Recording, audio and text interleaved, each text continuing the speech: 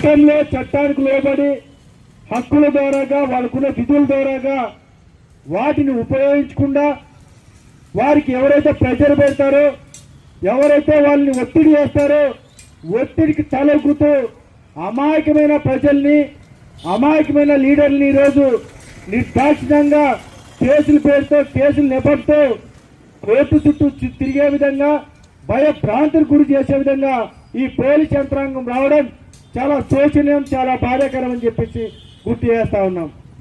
మనం గతంలో చూసాం, అప్పుడు వైఎస్ఆర్సీపీ ప్రభుత్వం అధికారంలో ఉన్నప్పుడు కొడవలపల్లి అనే ఒక గ్రామంలో ఒక దళిత మహిళని మేకలు కాసుకునే ఒక దళిత మహిళ ఆ గొర్రెల కాపరి అయినటువంటి ఆ మహిళని కొంతమంది అక్కడ ఉన్నటువంటి వ్యక్తులు తన రేప్ చేసి చంపేస్తే అక్కడికి ఒక ఎస్సీ సామాజిక వర్గానికి చెందినటువంటి సాక్షాత్తు ఈ రోజు రాష్ట్ర హోంమంత్రిగా ఉన్నటువంటి అనిత గారు వీళ్ళంతా కూడా పరామర్శకు వెళ్తే చివరికి ఎస్సీ ఎస్టీ కేసు కట్టిన గొప్ప వ్యవస్థ అని చెప్పి గుర్తు చేస్తా ఉన్నాయి. ఈరోజు ఎస్సీల పైనే ఎస్సీ ఎస్టీ కేసులు మనం ఏ విధంగా చట్టాలు పనిచేస్తున్నాయనేది ఈ యొక్క చిన్న ఎగ్జాంపుల్ గుర్తు చేస్తా ఉన్నాం.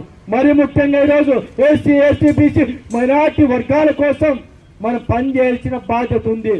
మనం డాక్టర్ బాబాసాహెబ్ అంబేద్కర్ గారి గురించి కొన్ని ఆలోచన చేస్తే ఆయన చెప్పిన మాట ఒకటి గుర్తు చేసుకుంటే ఎప్పటికైనా సరే మూగ జీవాల్నే బలిస్తున్నారు తప్ప గర్జించే సింహాల్ని ఎవరు బలి ఇవ్వలేదనే సంగతి మనం గుర్తు చేసుకోవాలని చెప్పి గుర్తు చేస్తా ఉన్నాం.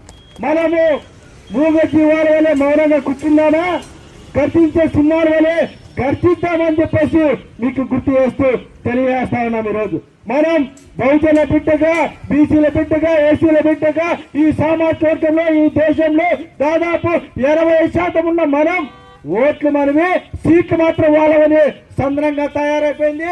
మనం ఈ రోజు కూడా చైతన్యవంతులు కాలేదంటే మనం ఒకసారి ఎక్కడున్నామని చెప్పేసి గుర్తు చేసుకోవాలని చెప్పేసి అందరు కూడా కోరుతా ఉన్నా. ఇక్కడ ఉన్నటువంటి ప్రతి ఒక్కరు కూడా లీడర్లే. పొద్దున్న లేస్తే రాత్రి వరకు ప్రజల పట్ల, ప్రజల సమస్యల పట్ల, రైతుల పట్ల, అదేవిధంగా అధికారుల పట్ల, అధికారులు చేసే చేష్టల పట్ల పొద్దున్న లేస్తే చూస్తా ఉన్నాం.